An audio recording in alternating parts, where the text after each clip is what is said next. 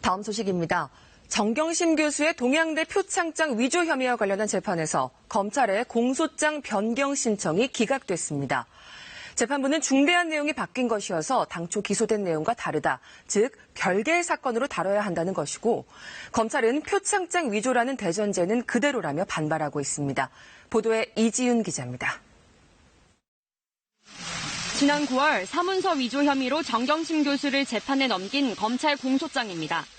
2012년 9월 7일경 딸의 입시를 위해 동양대 총장 표창장을 위조했다고 돼 있습니다. 검찰은 2달여 뒤인 지난달 27일 추가 수사 결과를 새롭게 반영해달라며 범죄 혐의 변경, 즉 공소장 변경을 재판부에 신청했습니다. 추가 수사 결과 위조 시점은 2012년 9월경이 아니라 2013년 6월로 드러났고 범행 방법과 공범이 특정되는 등 내용이 달라졌다는 겁니다. 하지만 재판부는 이를 허락하지 않았습니다. 부수적 내용이 달라졌을 뿐이라는 검찰 주장과 달리 재판부는 5가지 중대한 내용이 달라졌다고 봤기 때문입니다. 재판부는 표창장 위조의 공범과 범행 일시 등 모두 5가지가 바뀌는 건 납득할 수 없으며 따라서 동일한 사건으로 볼 수 없다고 판단했습니다. 검찰은 동양대 총장 표창장을 위조했다는 기본 사실은 같다며 강하게 항의했지만 재판부는 인정하지 않았습니다.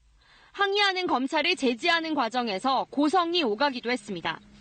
재판부 결정에 따라 정 교수는 지난 9월 재판에 넘겨진 혐의 내용에 대해서만 재판을 받게 됐습니다. 계속 그 모순된 주장을 이어갈 경우에 법원에서는 당연히 증거가 없어서 무죄 판결을 할 수밖에 없는 상황이 아닐까라고 조심스럽게 추측합니다. 변호인 측은 검찰이 정치적 판단으로 서둘러 기소한 탓이라고 비판했습니다.